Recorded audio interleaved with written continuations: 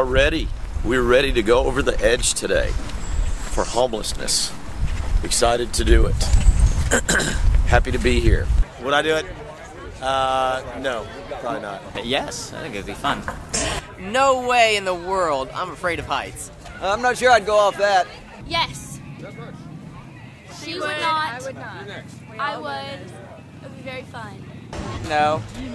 Oh yes, most definitely. Looks like a lot of fun. Absolutely. I think it'd be a fantastic opportunity to do something really neat like that.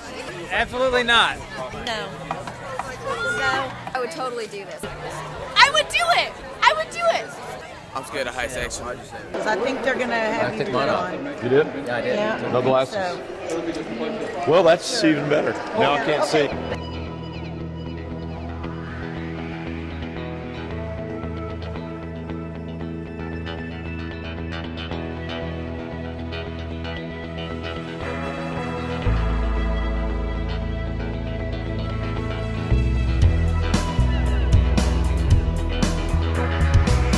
Well,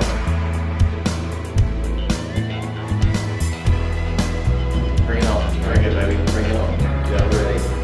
It's a natural extension of what we do with Project Empathy. It's a natural extension of the care and concern that we have for the homeless.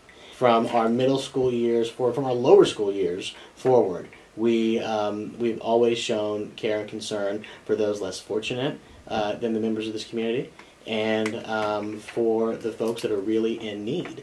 So the way that Over the Edge is a natural continuation of our work is we're just able to come up with a different, exciting way to get people to think about the homeless and to get people to think about what can I do, what tangible thing can I do to help those in need.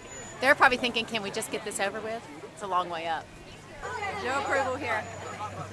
They're probably really scared. Well, I hope they come down slowly. There's something down in your brainstem telling you you shouldn't be doing this. This is really a bad idea. It's a good thing. It's for a good cause. Well, I think Coach Beck's probably not scared at all. Nothing scares the man. He's fearful of nothing. So I'm pretty sure he's ready to jump. I probably can't say it on camera. It's a long way down. And I hope they got a good night's sleep last night. I bet it's a lot colder and windier up there, and if all else fails, Dr. Pointer has brought a landing mat for them to land on. I'm absolutely ready to give myself for the team if necessary. I will be wherever I need to be at the time I need to be there. These people sign my checks, so yeah, you bet I'm there.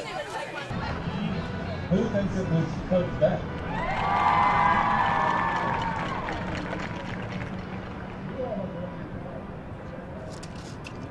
Make sure the radio's on. And then it'll load the ASAP here.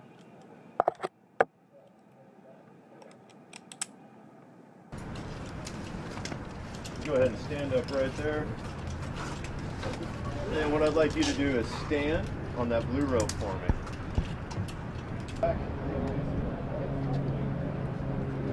Steady engine. All right. What I'd like you to do now is set back in your harness.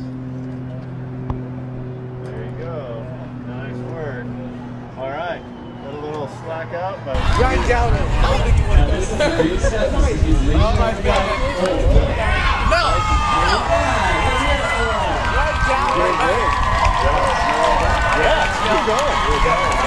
Run up, walk up this orange rope, okay? Are you scared? Back, back.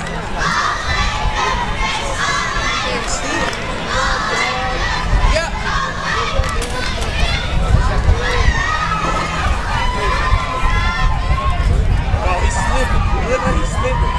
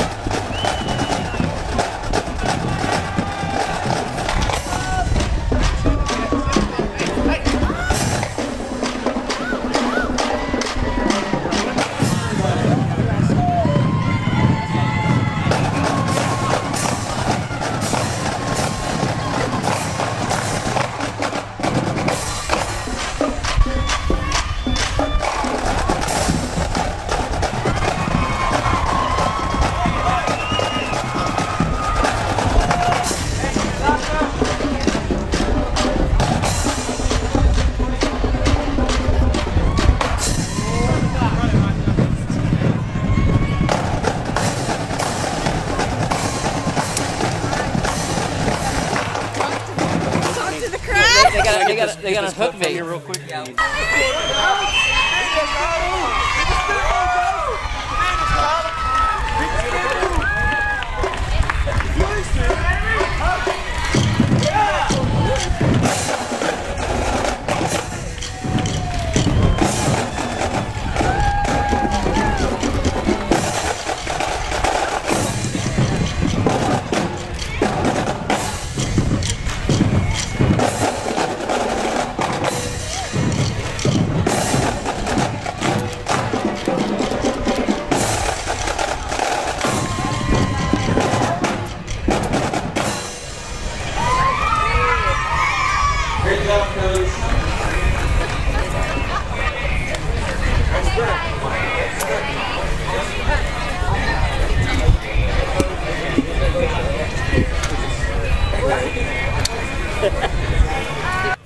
Let's hear from Dr. Bird. All right, good job, Dr. Bird. Now tell me, when you were up on the roof, what were you thinking? I'm not sure if I was thinking much of anything, just to get down safely in one piece, but it was very nice. It was a beautiful view. Why don't you talk to your people? Hello, people. Thanks, everybody, for coming out and cheering us on. I didn't hear a word of it on the way down. That was thanks to Stacy Pierce. I get to scratch something off my bucket list that was not on my bucket list. But all for homeless, all for the homeless cause in Tarrant County, and All Saints and everyone else, thank you for coming out. Thank you. Father Madison, thanks so much for doing this. Now, have you ever done anything like this before? Nothing from a building that large. You know, gone down a climbing wall or something, nothing like that. Thanks for coming out. Thanks for watching, everybody. A lot of donations to local charities, and people are willing to get involved and pitch in with nonprofits and membership organizations to do things that are close to their heart. I see the future of community service growing as pressure is put more and more on government budgets. I think the rank and file, the general public, are going to get more involved in issues that are dear to their heart, and they'll participate in nonprofits and community organizations that address the issues that perhaps government and other groups can't do as much on. It's one thing for us just to collect materials and collect boxes and gather them in the upper school. It's very important that we understand where they're going to go and who they're going to help. And so I think it was critical to have students deliver those boxes and have conversations with the people who are actually working on the front lines with the homeless. So I think that's critical. These supplies will immediately go to the moms and dads, so to put them right to use. Diapers, wipes, things that families need on a daily basis. All of us who are working with families who are homeless know that there's a broader community that supports our work. It's not just us who believe in these women and children and what they can do, but the community of all things. Community service is growing. It's becoming more seamless. It isn't just coming and writing a check or serving in a line. It's people to people connecting with each other. And I think more and more people are interested in doing that. They don't just want to have distance between them and another. They want to bridge that gap and get to know who it is that they're making a difference for. And when that happens, when we do that well, then people want to do more. They have an understanding that increases their compassion and sense of ability to make a difference. So we give these items out every single day, and they make a significant impact on the number of people that we'll have come through the shelter. There will always be a need for the Presbyterian Night Shelter, and there will always be a need for community partners to help us meet our need. So the gift that you guys are doing, the drive that you had, is really, really important. It'll make a difference starting this afternoon, and we'll always have that need. What role might we play, and what role might we play over the course of the year to continue to bring awareness, and then perhaps not only make a dent, but make a real impact? I think it's a building block, step by step. And so the first step, again, is to take care of those who are most needy, and that's the children. And then after that, we'll consider what other projects might unfold. And I realize, again, the impact that we're making with this project. So sometimes we get very defensive, sometimes we get very passionate, but it's something that is truly the DNA of our middle school. And again, as long as I'm here, it'll continue, and I'm hoping that even after I'm here, it will continue to go. And hopefully it'll be a school-wide, not just a middle school, but an entire All Saints community DNA community service project.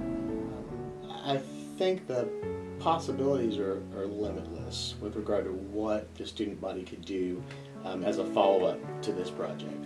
You know, the trajectory has been pretty cool to watch. We started with Project Empathy in the middle school. Now the upper school is involved supporting Project Empathy and also being involved in events like Over the Edge.